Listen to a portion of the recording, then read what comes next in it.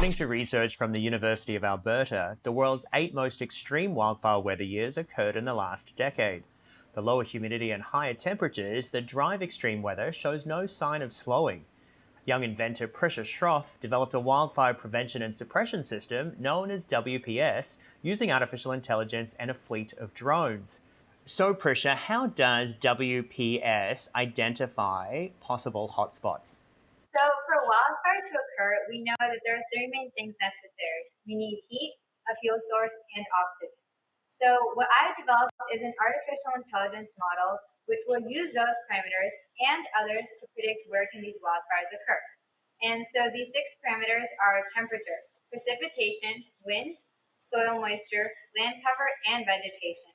And the way that this model is trained is I trained it on the previous year's wildfire data set.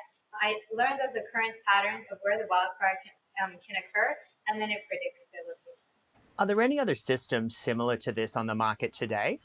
A lot of the current focus has been on wildfire detection and suppression rather than wildfire prevention. And the problem with that is that the wildfire has already happened and it's already done some damage, and that's irreversible. So the main idea is to focus on how can we prevent this from even occurring. So where are you getting the data sets from to feed the algorithm? This data that I'm using is satellite and meteorological data from NASA and NOAA.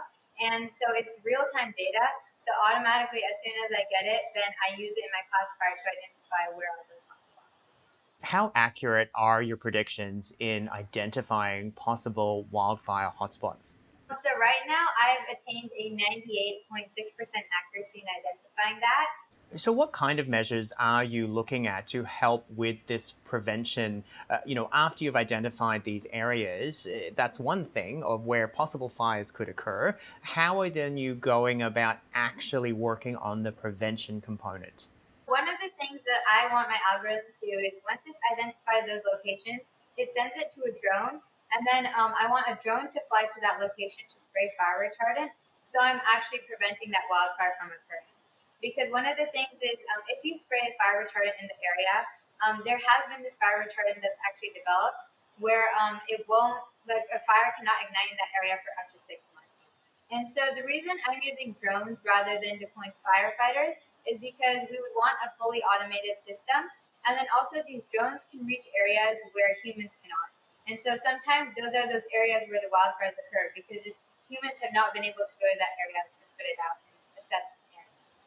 That's a pretty difficult thing to achieve and pretty amazing when you think about it. How are you going about, working out the infrastructure of something like that to have a fleet of drones and deploy them into, what is considered some of the most dangerous situations in the world?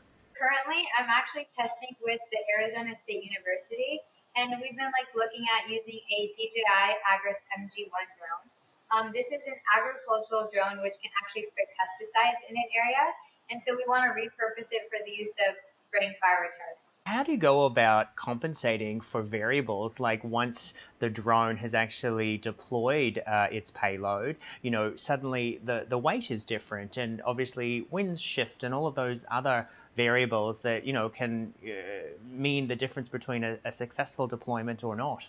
Because I'm still in the prototyping phase, I haven't been able to test it out as such. But ideally, the drone should be able to once it sprayed that fire retardant, it'll be much lighter. So we know that the drone could probably make it back home safely. But the main thing is how can we make sure that it reaches there without dying? Well, it's a very complex problem you're trying to solve, and you're a very young entrepreneur and inventor. What made you decide to try and solve this particular issue? Since a young age, I've always had a passion for creating those solutions to real world problems and helping the world around me. When I was in 5th grade, I had actually seen that we had a drone club in school, and so those drones would only run for 5 minutes, and then it would just stop working.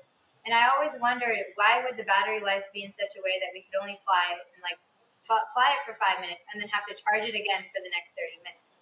So then I created a solar powered drone, and I think since then, I really fell in love with the scientific method and engineering design process. And I've been if I can solve some of the biggest problems that I see in the world around me, why don't I try?